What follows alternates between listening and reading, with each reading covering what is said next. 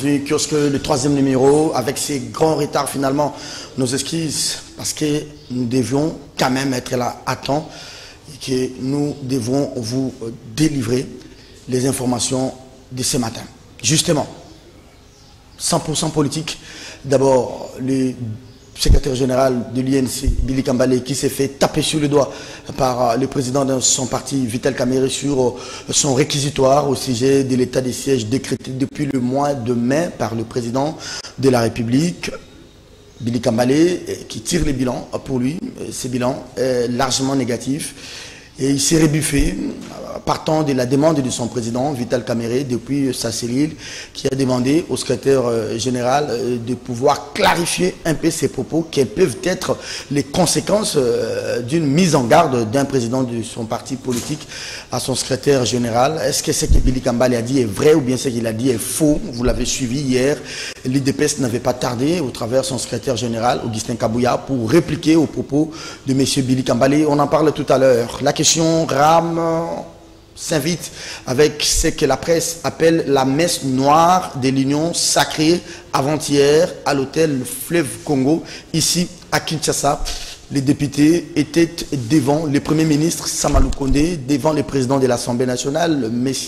Mbosso, tout comme le premier vice-président de l'Assemblée et président ad intérim de l'UDPS, M. il s'appelle Jean-Marc Kabound, Jean-Marc, qui a lâché la phrase aujourd'hui, reconnaître que cette affaire, il n'y a pas que Kibasa, c'est une affaire qui est traitée au niveau de la présidence de la République, a dit M. Jean-Marc Kabound. Il l'a poursuivi en disant aux députés, si vous pensez que vous devez défendre le peuple, tant mieux, mais nous faisons de la politique. En tout cas, des graves et des lourdes révélations de la bouche de celui qu'on considère comme le numéro 1 du parti, qui est en contradictoire avec même le slogan du parti. L'Union sacrée aujourd'hui est à la croisée du chemin, soit défendre Kibasa, soit se mettre du côté du peuple. On en parle tout à l'heure. Tony Mwaba et le processus électoral. Voici le menu de ce magazine avec Moïse Moussangana. Bonjour. Bonjour. Bienvenue. Merci. Les débats d'abord avant l'émission, c'était autour de ces rappels à l'ordre de Vital Kamerhe, à son secrétaire général. Bon, il faut dire d'abord que il est regrettable qu'un secrétaire général, dont un si haut responsable d'un grand parti, l'UNC, débute les incongruités qu'il a débuté, je voulais dire, il y a deux ou trois jours. C'est vraiment irresponsable, surtout que ce monsieur était au gouvernement. Je ne sais pas quelles sont les initiatives qu'il a prises en tant que membre du gouvernement quand il était, bien sûr. Ministre de la Jeunesse. Hein, oui, pour pouvoir quand même mettre fin à cette situation. Voilà, c'est tout simplement un fonds de commerce. Il est en train de surfer sur un fonds de commerce parce que l'état des sièges, il faut le dire, comme l'a dit même un autre membre du LNC, ce n'est pas une baguette magique. On s'est dit, bon, écoute, paf, il y a l'état des sièges, ça met fin à une situation qui dure depuis plus de 20 ans. Ah non, une situation qui a même développé, qui est parvenue à la mise en place d'une certaine économie où, de manière même inconsciente, les populations sont en train de se retrouver. Donc, il n'est pas possible qu'on mette fin à cette situation. C'est la même chose comme pendant la campagne électorale, Martin Fayulu avait dit, paf, la solution à Béni, c'est quoi? Je transporte les camps Kokolo jusqu'à Béni. Donc cela voudrait dire que s'il transportait les camps Kokolo jusqu'à Béni, dès que les camps Kokolo étaient installés à Béni, ça n'était fini avec la situation à Béni et dans les environs. Non, ça veut dire que c'est un processus avec notre armée qu'il faut essayer de booster pour que qu'elle monte en puissance. Il y a les services des renseignements. Les services des renseignements et consorts, surtout. Donc le problème, il est complexe, comme Augustin Kabouya l'a dit. Surtout qu'il y a même des gens, Martin Fayulu, pour ne pas les citer, et les autres responsables politiques, qui ont dit, je voudrais citer même les évêques qui ont dit que... allez-y. Même les évêques catholiques, autrefois, qui ont dit que l'armée était infiltrée et qu'on sort. Voilà, le problème est complexe, il n'est pas aussi simple qu'on le croit. Je crois qu'il faudrait soutenir les efforts du gouvernement dans ce sens-là. Et je m'en vais même dire, les gens qui sont à longueur de journée en train de dire non, il faut mettre fin à cet état de siège. Mais qu'est-ce qu'ils préconisent après? Oui, fini l'état de siège. Ça veut dire qu'on revient à la situation du départ. Donc, et voilà, on est parti. Et j'ai toujours dit... Pour terminer. Je vais terminer par là pour dire que le violence, il y en aura, et que même les terroristes devaient en amplifier. Parce que si ce qu'ils font comme violence, c'est de la désolation pour nous. Non, mais pour eux, ce sont des éléments de communication, ce sont des éléments de langage. Merci beaucoup, Moïse Moussangana. Voilà un peu ce que je peux dire allez, en cet instant. En face de Moïse Moussangana, vous avez Innocent Olenga, il est de ScoopRDC.net. Innocent, d'abord, je vais commencer par vous dire joyeux anniversaire à vous. Merci beaucoup. Bien qu'en retard, j'ai vu tout ce que notre fils l'aîné a fait pour vous. Bienvenue à vous d'abord sur ce plateau de kiosque. Alors, sur les réseaux sociaux, certains ont estimé que monsieur, comment il s'appelle, Billy Kambale a posé un acte de bravoure. Il devait avoir un discours vis-à-vis de cette communauté nandé, vis-à-vis de cette partie du pays. D'autres encore ont estimé que il a fait marche arrière. C'est aussi ça la qualité d'un homme d'État. Mais d'autres encore vont plus loin pour demander qu'il puisse tirer les conclusions, c'est-à-dire il doit démissionner parce qu'il n'est pas en osmose avec la ligne du parti, moins encore avec son président. Oui, et Serge Kabongo, la fois passée sur ce même plateau, je vous ai dit, tous les yo-yo que nous vivons, c'est lorsque le pouvoir est donné aux enfants. Et je vous répète la même chanson. Vous pouvez répéter ça en Tchelouba. La même chanson de Tchalamoine.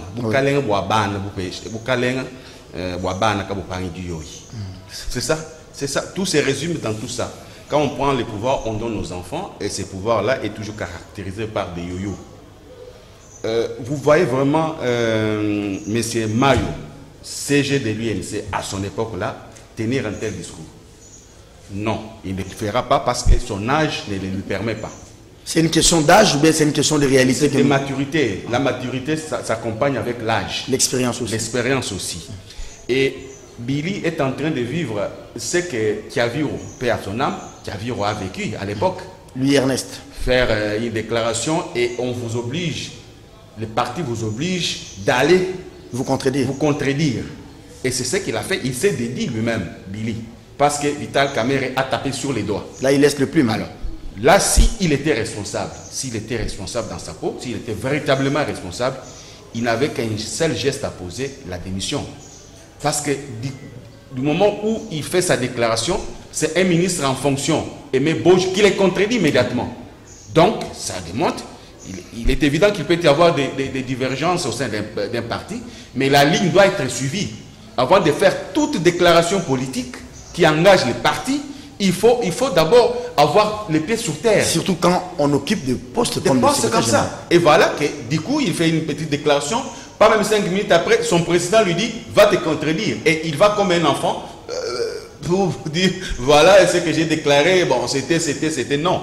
Un responsable politique s'assume en cas de contradiction, des chocs sur les consciences, il faut directement rester dans sa position et démissionner. Merci beaucoup. C'est là qu'il devait poser. Innocent Olenga, vous avez compris, il parle comme il écrit là. Impact News, clin d'œil à vous, cher Joël Kadé. EPST, Tony Mwaba, coupable d'une faute administrative, titre exclamatif. Peut-être les relais de l'article des Congo, des ScoopRDC, état de siège, grave suspicion entre l'UDPS et l'UNC. On en a parlé tout à l'heure. Vous avez suivi d'ailleurs avec délectation ces analyses et commentaires de Moïse et de Innocent Olenga. Africa News, Achille Kadima, je viens de vous appeler, vous n'avez pas décroché. Avant son passage à la plénière de ce mercredi, Kibasa prend part à une messe de l'Union sacrée où Kabound cite la présidence de la République, RAM confirmé, scandale d'État. Je vais terminer par la référence plus. Impact dans la désignation du président de la CENI, des conséquences opérationnelles, risque de retarder les élections en 2023. Innocent Olenga, deuxième thème, avant-dernier peut-être, avec Ram, enfin, Kibasa, devant les députés. C'est pour sa réplique. Hein. Pour sa réplique, bien sûr, mais vous avez entendu qu'il y a eu une messe noire. Et Scoop n'a pas porté des gants ce matin pour titrer le dossier RAM. Bandoki. Bandoki s'agite. Des sorciers s'agitent. Oui, les Bandoki, ce n'est pas nous qui avons utilisé ce terme. Oui. Bien sûr, c'est un titre d'un roman de l'écrivain ex-zaïrois Zamenga Batukeza. Nous avons appris ça vers les années 80. Oui. Mais en 2021, au début de 2021, c'est le président de la République lui-même qui a sorti le mot Bandoki. Et il voulait juste désigner les gens qui sont contre leur pays, il a dit contre ça la population. Là-bas, je crois. Oui, c'était dans les grands Katanga. Oui, oui. Bandoki. Et nous avons considéré cette messe-là au fleuve Congo comme l'Isanga Bandoki. Pourquoi? Oui, l'Isanga Bandoki. Parce qu'il complote contre le peuple. Mais c'est là l'occasion où nous demandons aux députés de l'Union sacrée, parce que nous avons nos tuyaux là-bas, nous avons nos câbles. Ils étaient catégoriques, parce que là, ils se voient devant un dilemme face au peuple qui les a élus. Aller défendre un individu dans une bêtise pareille, c'est vraiment laisser les plumes. Alors, les députés doivent être conséquents malgré les discours irresponsables qui est aussi une vérité de Kabound, qui a dit, parce que nous on l'avait dit ici sur ce plateau, on l'avait dit avec Faustin, que Kibasa s'est engrainé dans une histoire dont il ne connaissait pas les tenants et les aboutissants. Mais c'est parce qu'il était guidé par l'argent. Rappelez-vous d'un article de Scoop RDC, quand on a calculé, on a fait les calculs, on s'est dit il lorgnait sur 160 millions de dollars. C'était à l'époque, au début même des rames. Oui. Alors, en sautant sur l'occasion, il a créé, avec la complicité de sa sœur, il a créé C5 Inerdi, une société à qui on a confié l'expertise, la sous-traitance des rames, qui a 25% sur les 100% réalisés. Et au moment où je vous parle, parce que la semaine passée, je vous ai donné les chiffres de 30 millions nous communiqués par les opérateurs de télécommunications jusqu'à fin août 2021. Dans les 30 millions, C5 Inerdi a déjà empoché 7,5 millions de dollars. L'équivalent de 25%. L'équivalent de 25%. Alors, vous comprenez qu'il s'est engrainé dans une histoire parce que lui, il lorgnait l'argent. Mais il n'a qu'à assumer. Il a maintenant une courbe terrible au cou. Nous avons même fait une caricature où il porte une croix. C'est à la manière de Simon de Cyrène, oui, qui a pris la croix de Jésus. Est-ce que vous ne pensez pas quand il avait pris la croix, il y a des gens qui ont tapé dessus parce qu'ils ont fait l'échange de croix, oui, et même les bouddhistes disent que c'est à ce moment-là que Jésus a pris fuite. Bon, c'est eux. Mais Simon quand même a eu quelques coups. Et c'est ce que Kibasa est en train de subir. Il est Simon de Cyrène qui porte la croix de Jésus, qui est rame, dont il n'est ni initiateur, ni qui, parce qu'il visait autre chose. Voilà, les conséquences, on doit les assumer. Je vais revenir à vous parce que nous allons prendre en deuxième partie de ce deuxième thème, les révélations lourdes. Vous avez dit révélations irresponsables ou une vérité des Kabound. On en parle tout à l'heure.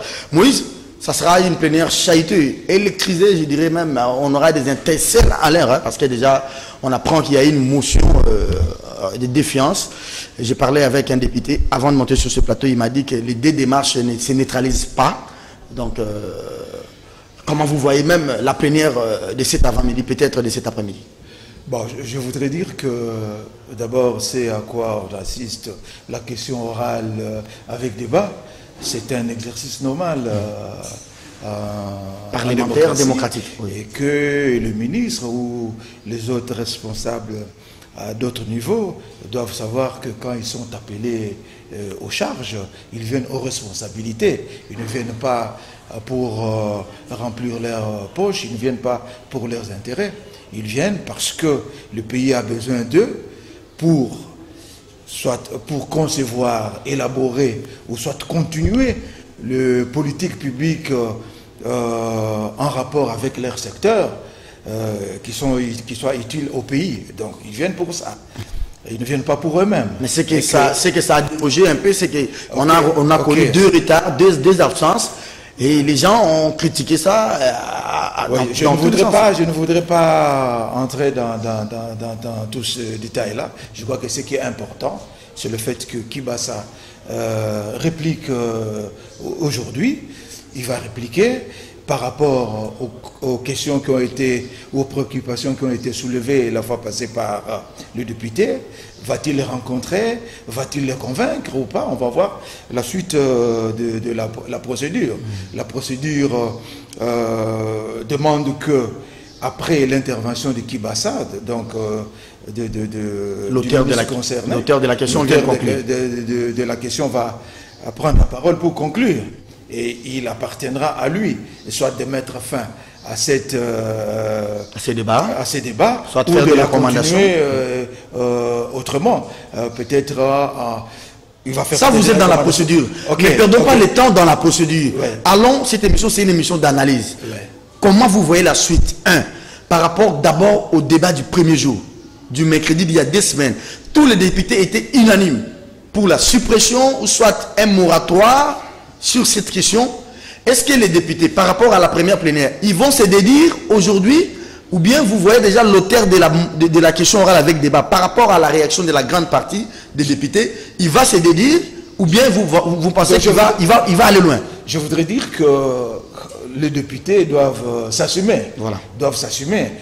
Ils doivent s'assumer tout en étant objectifs. Si est-il que Kibasa ne va pas rencontrer leurs préoccupations, d'abord il reviendra à l'auteur de la motion d'indiquer ce qu'il voudra. Donc, mais si l'orateur, plutôt l'auteur de la question est convaincu que Kibasa n'a pas répondu à ses préoccupations, il doit continuer la procédure. Alors vous personnellement, quand vous êtes dans la cité, depuis que ce débat il y est, parce que quand vous êtes dans quelque chose, vous dites les gens vous saluent, quand vous faites votre jogging les samedis, vous avez eu le temps de parler avec les Kinois. Qu'est-ce que vous-même vous savez que dans ils disent quoi? Ils attendent quoi? Cette histoire-là des rames souffre de beaucoup de choses. D'abord, d'entre deux jeux, ça souffre d'une mauvaise communication. Et jusqu'au même au passage du ministre Kibasa, il y a toujours de flou. La question était mal gérée. Oui, il y a toujours de flou autour de cette question. Donc on a besoin qu'il y ait la lumière qui jaillisse de la plénière pour que les gens comprennent enfin qu'est-ce qu'il y a. Parce qu'on peut aussi amêter l'opinion. Si l'opinion n'a pas la bonne information, elle peut aller dans un sens comme dans un autre. Mais nous avons besoin que les députés arrivent à faire jaillir de la lumière dans cette affaire. Et puis, il faut maintenant dire que j'ai suivi, vous l'avez même dit, qu'en même temps, il y a les députés FCC qui ont déposé la motion de censure. Est-ce que les choses se passent comme ça? Je crois qu'il faudra suivre la procédure parce que la personne habilitée à déposer une motion de censure, je crois que c'est l'auteur de la question. Motion de défiance, vous voulez dire. De défiance plutôt, c'est l'auteur de la question. Et que si, dans une session, quelqu'un a été déjà l'objet d'une question orale et consort, il ne pourra pas l'être pour la deuxième fois. Je crois qu'il appartient aux gens du FCC de ne pas s'échauffer. Parce qu'ici, quand je comprends, les gens du FCC, j'ai vu Didier Manara qui dit que non, nous sommes avec le peuple et consort. Quand est-ce qu'ils sont avec le peuple? C'est maintenant qu'ils sont avec le peuple. Il n'est jamais tard, Oui, bien. Mais vous savez, on peut même faire des pactes avec les diables pour une question qui énerve. Oui, mais je voudrais dire que il ne faudrait pas un certain populisme et consort. Je ne suis pas là pour dire que la République doit dévoyer pour cette question. Et je condamne si les propos que vous venez de rapporter sont les propos de Jean-Marc Abound. Je le condamne. Justement, j'aimerais maintenant que nous puissions prendre. Parce que hier, il y a le confrère Boujakira qui m'a envoyé l'article de Jeune Afrique. J'ai vu même cet article être relayé par Africa News ce matin avec ses grands titres. Innocent Olenga. Je prends la phrase de Moïse Moussangana qui dit il faudrait que les députés puissent s'assumer, mais avec objectivité, pour faire jaillir la bonne vérité. Alors, j'aimerais vous donner cette information. Vous l'avez d'ailleurs. Kabound qui vous dit, je prends la phrase de Kabound. RAM est géré par... RAM, vous savez tous que cette question de RAM, il n'y a pas que Kibasa. RAM est géré par la présidence de la République. Si vous estimez que vous travaillez pour le peuple, mais dites-vous que nous aussi, nous faisons de la politique. Alors, ce que Kabound dit est indicatif de ce que demande Moïse. Donc, la vraie vérité, c'est que cette question dépasse la personne de Kibasa. C'est Tshisekedi qui gère ça. Il collecte, il affecte, il dispatche tout. Donc, les députés n'ont plus à en vouloir à M. Kibasa. Kabound a dit une vérité crue. C'est vraiment une vérité crue. Voilà. Mais politiquement irresponsable. Il a dit la vérité. Ça. Mais c'est cru. Et nous l'avons dit dans des termes simples. Que RAM, Fossin l'avait dit sur ce plateau. Kibasa a trouvé le projet RAM. Ce n'est pas lui qui a initié, c'est l'ARPTC. L'ARPTC dépend de qui? L'ARPTC dépend de la présidence de la République. Donc, c'est clair comme l'eau claire dans un verre clair que cette histoire, cette initiative est venue de la présidence de la République. Mais ce qui choque dans tout ça, la taxe n'est pas mauvaise. Elle pouvait être bien collectée, elle pouvait être affectée à des bonnes choses. L'achat des satellites, l'achat des patati patata, nous construire des rames. Même on peut construire les hôpitaux, les écoles. Ce qui est grave, on pouvait tout dire de Kabila. On l'a dit qu'il était maquisard, il n'a pas vécu en Europe, il est patati patata. Mais Tshisekedi a vécu dans des trams, il a vécu dans des tramways, TGV. Il a vécu tout ça, il était dans les métros. Ça demande combien? Pourquoi on ne peut pas le faire ici chez nous? Est-ce que nous avons un aéroport? Ce que nous avons là, c'est un aéroport. Vous qui voyagez, eux qui voyagent à tout moment, qui vont à Johannesburg, nous avons combien de guettes à notre aéroport? Une seule guette. Donc tous les passagers sont entassés dans une salle, les destinations différentes, mais ils sont tous dans une même salle. Or, ailleurs, vous trouverez même 30-40 guettes. Donc chaque guette, c'est l'avion qui décolle par là. Revenons maintenant. Est-ce que cette déclaration de Kabound, ça ne fait pas de cette question une affaire d'État finalement? Oui, j'en viens maintenant, Serge. Pourquoi, lorsqu'on a instauré la taxe RAM, pourquoi ne pas la confier, sa perception, pourquoi il n'était pas confié à la DGRAD? Ça aurait résolu les problèmes. Mais là, ce sont des individus qui paient l'argent, voilà. Qui se le partagent, 25% pour C25, 40% pour RPTC. Bon, l'État, on parle de 40% qui ne sont jamais arrivés correctement. Et même les opérateurs des télécommunications qui collectent la taxe, ils ont 5% qui n'ont jamais vu. Alors, tout ça, ça s'appelle comment?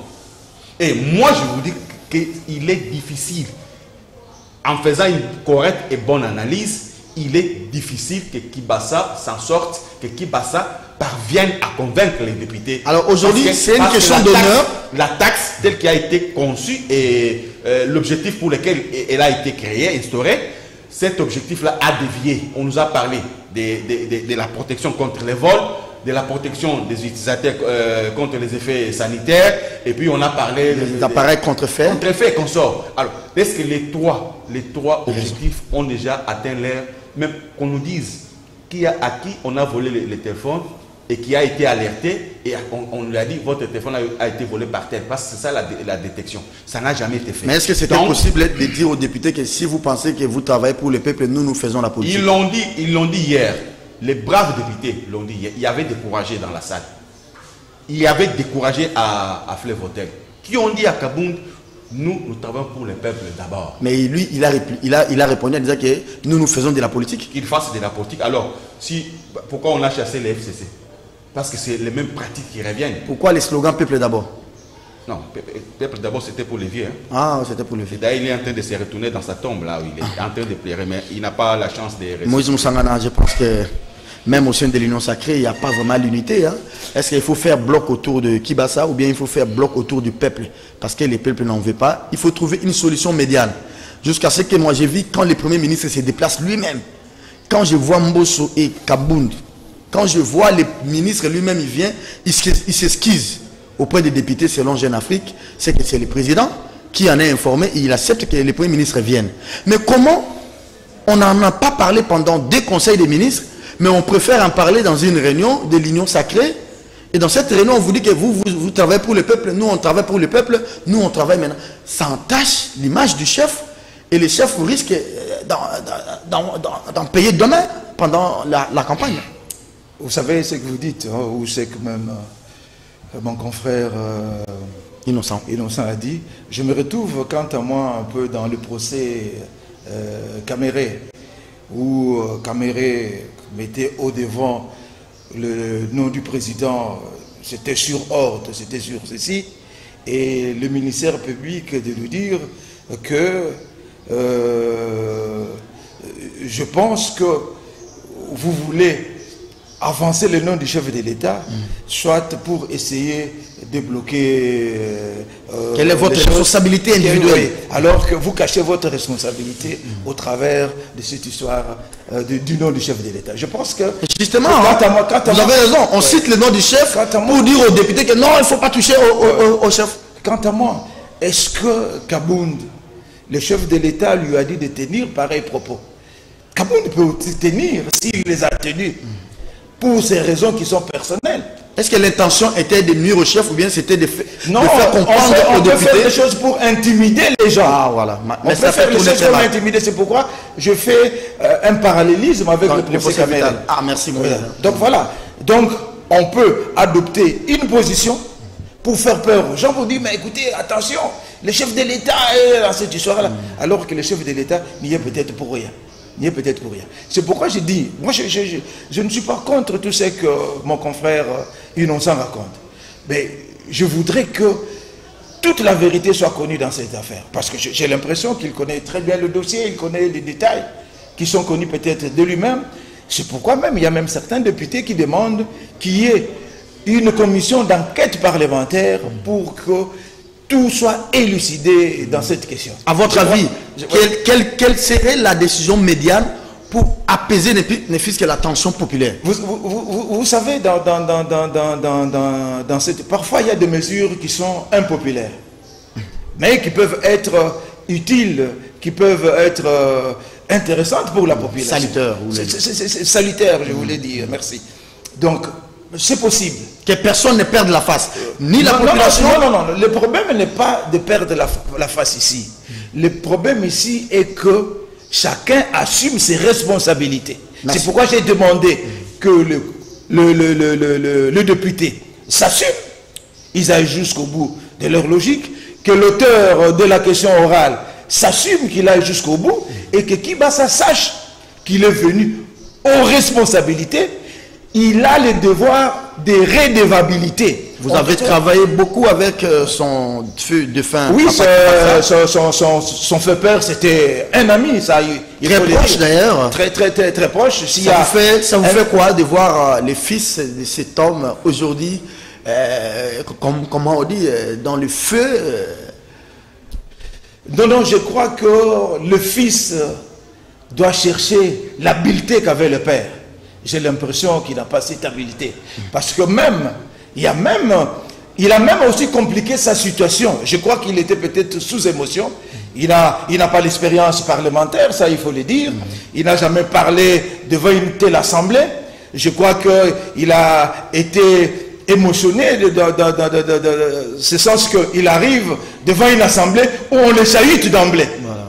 Je crois que ça va l'avoir déstabilisé. Mais cela ne veut pas dire que... Il a perdu... il a perdu peut-être le Nord. Or, Innocent, c'est bien. Lui et moi, nous avons travaillé à la réplique de beaucoup de ministres, ils savent. Alors, et que dans des histoires pareilles, il faut mettre en confiance les députés. Voilà. Est-ce que Kibasa, dans sa prestation, il a mis en confiance les députés? Non, il s'est excusé avant-hier. Oui, il s'est excusé avant-hier. À la messe de l'Union sacrée. Oui, mais qu'est-ce qu'il a dit? Qu'est-ce qu'il a dit en prenant la parole autrefois? Il était choqué. Il était choqué, consort. Alors que s'il était un habile politicien, il allait féliciter les députés. Oui, c'est-à-dire qu'il devait aller jouer les jeux des députés. Merci Moïse. Voir comment rencontrer les députés. Il n'était pas là pour c'est justifié, mais il était là pour expliquer. Mais je parlais avec 3-4 députés. Ouais. Les mal, c'est qu'ils se disent, il faut en découdre avec lui. C'est le prestige de l'Assemblée qui est jeté en pâture. C'est notre honorabilité. D'abord, il n'est pas venu 2-3 fois et tous les peuples. Alors, je crains fort qu'il soit comme une victime expiatoire. Et les députés veulent maintenant l'avoir comme un butin, leur bilan parlementaire que voilà, on avait fait tomber un ministre. Malheureusement, c'est pourquoi j'ai dit qu'il faut que les députés s'assument, mais en toute objectivité. Merci beaucoup. Vous terminez. Vous avez posé la question de savoir quelle est la solution palliative à cette situation. Nous avons une petite jurisprudence, Serge Kaboron. Nous avons tous condamné Kabila et consorts, mais lorsque a surgi le dossier 32 millions de dollars avec la SNEL. De la SNEL, Bochab a été sacrifié. Et il est parvenu à démissionner, mais cela n'a pas arrêté sa carrière politique. Bien sûr, il a... 10 ans après, il est devenu président de l'Assemblée. Voilà, ministre VPM à l'intérieur. Moi, je propose et je suggère au président de la République, parce que c'est lui qui est visé dans cette histoire des rames, et s'il ne tient pas, s'il ne fait pas attention, ça va énormément entacher son bilan en 2023. Il n'aura pas de discours. Parce que c'est le peuple qui est derrière, le peuple qui est révolté face à cette histoire des rames. Donc, Kibasa, si lui-même ne démissionne pas, pour son honneur et pour l'honneur... Qu'on les révoque, qu'il soit sacrifié tout simplement. Ça ne sera pas la vie politique pour lui, il pourra rebondir par après. En politique, aussi longtemps que l'homme est vivant, il n'est pas mort totalement. Merci beaucoup. C'est ça la solution. Merci à Innocent Olenga et à Moïse Moussangana pour ces belles analyses. J'espère que les députés qui nous suivent à quelques 1 heure du coup d'envoi, je vais appeler ça ainsi, coup d'envoi, j'espère qu'on aura assez de moyens pour la retransmission de ces débats qui s'annoncent déjà chauds.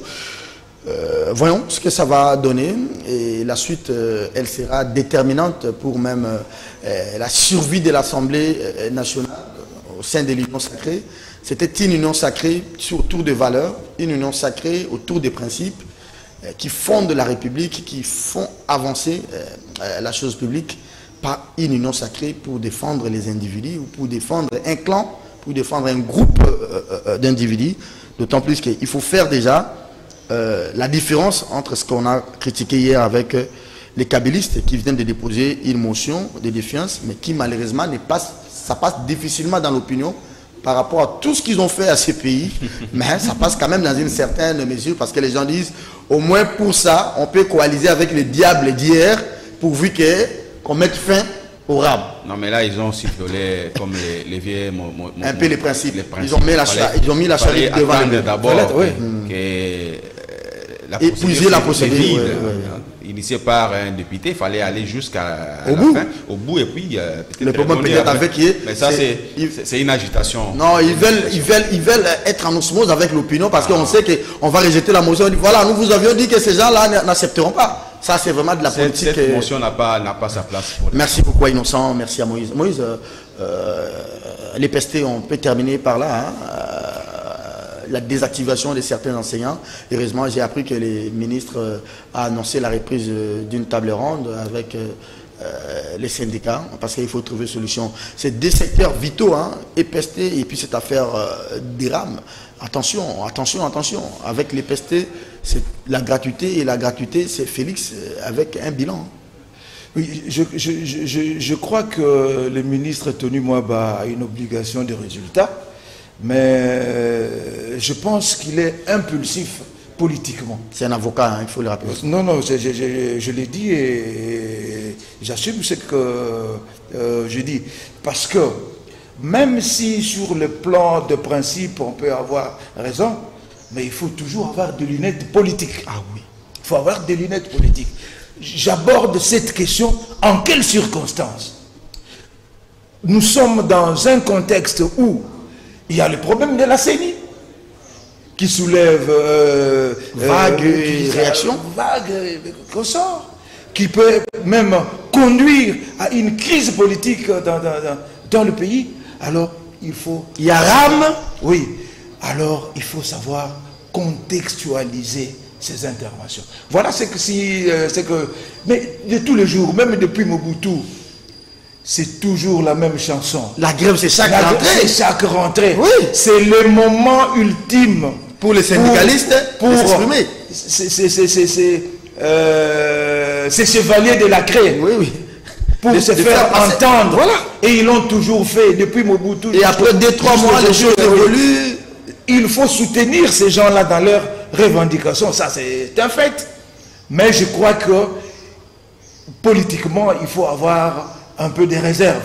Un peu de réserve. Ça, je crois que ça a manqué dans le chef du ministre Tony Mwamba. Donc, il faut négocier avec les enseignants. Il faut aussi, vous savez, il y a un fait très important que le gouvernement n'utilise même pas. Lesquels? Vous savez comment le Covid-19 a grévé les économies à travers le monde et a fortiori l'économie congolaise qui était déjà à l'agonie. À l'agonie, ça il faut le dire. Mais c'est-à-dire qu'ils ont tous les atouts, ils ont tous les arguments. Parce que hier, avec le Covid-19, ça a eu un impact négatif sur les ressources de l'État. Donc aujourd'hui, si peut-être la situation, il y avait une embellie depuis 2019, 2020, 2021, il y a certaines choses qui pourraient être faites. Mais, paf, le gouvernement a été coupé dans son élan. Dans son élan, c'est peut-être maintenant qu'il y a peut-être une certaine reprise économique. On peut exploiter tout cela pour pouvoir expliquer aux enseignants que leurs revendications peuvent trouver solution graduellement. Par palier. Ben, c'est comme on dit, ventre affamé n'a point d'oreille. Donc, ces enseignants sont affamés, ils ne peuvent pas suivre le ministre dans une voie qui est peut-être une voie brutale. Mais par contre, si on leur fait comprendre avec tous les arguments possibles et d'autre part, le gouvernement fait un effort pour pouvoir rencontrer, soit dans une certaine proportion, les revendications, je crois que on va passer les ponts entre les enseignants et l'État. Voilà ce qui s'est dit dans le milieu de ce cabinet, c'est l'Église catholique, au travers de ses enseignants, qui ne sont même pas les enseignants des catholiques, qui sont les enseignants de l'État, les agents de l'État, qui veulent combattre, l'Église qui veut combattre la gratuité. Ça, c'est le discours qui est développé politiquement. Oui, Serge, que bon, il est vrai qu'il y a eu réaction épidermique de la part du ministre. Heureusement qu'il a mis des freins dans ses bottes. Vous avez parlé d'une faute administrative. Oui, parce qu'il n'y a pas eu blâme, il n'y a pas eu demande d'explication, tout ça directement, vous désactivez les gens. Ça, c'était une réaction épidermique au tchénaché. Et c'était ça. Et heureusement, maintenant qu'il est redevenu un homme d'État, il a fait marche arrière. Nous encourageons les négociations et souhaitons qu'elles aboutissent à... Plaçons un mot sur la CENI. On apprend que demain on pourra valider les délégués. La CENI, parce qu'on n'a pas assez de temps, la CENI, je me résume tout simplement que nos hommes politiques sont autotis de nos qui ont fait voir eux, qui ont mal éduqué politiquement nos politiciens actuels. Parce que pour un petit choix d'un individu, voilà comment il tournoie. Et là, ce n'est plus maintenant la question, mais ce sont les dénonciations. Qui a corrompu, qui a pris l'argent, qui a fait ça. Les dénonciations qui s'apparentent aux aveux. Ils ont pris la croix de Jésus-Christ, ils ont brisé, ils ont enlevé les soutanes, ils ont enlevé les chemises pasteurs, et voilà, ils sont dans la rue. Moi, je voudrais dire... Moi, j'ai eu très mal quand il y a eu cette vague de dénonciations-là. Les aveux. Moi, je les assume même aux aveux. Oui, moi, je prends l'autre versant de ce que Innocent vient de dire. En une minute, hein? Oui, en une minute. Donc, contrairement à ce que d'aucuns ont dit qu'il y a eu blocage. Non, il n'y a pas eu blocage. Il a fallu cette situation pour que nos pères spirituels nous livrent ce spectacle désolant, pour qu'enfin les Congolais réalisent que la déchéance morale a atteint aussi les milieux insoupçonnés. Voilà. Donc maintenant, on peut les prendre à leur juste valeur. Ça, c'est vraiment une leçon. Oui. Vous avez tiré une leçon de tout ça. Oui, donc aujourd'hui, le père spirituel, on peut les prendre à leur juste valeur. Ce sont des gens faits d'eau et de sang comme nous, qui peuvent pécher et qui n'ont aucune leçon à donner. Voilà ce que je peux dire. Ça, c'est fort. Hein? C'est fort comme image. Merci à vous, cher Moïse. Merci à Innocent Olenga pour vos belles analyses, des très bons commentaires. Nous allons revenir la semaine prochaine pour décrypter ce que sera la plénière d'aujourd'hui ou soit celle d'après-demain. Madame, Messieurs, l'émission d'aujourd'hui est terminée. Nos sincères excuses pour ces grands retards avec lesquels nous avons commencé cette émission. Prenez bien rendez-vous avec ce magazine demain. Ça sera les jeudis avec Faustin pour parler écho. Merci et bonne évasion sur nos antennes.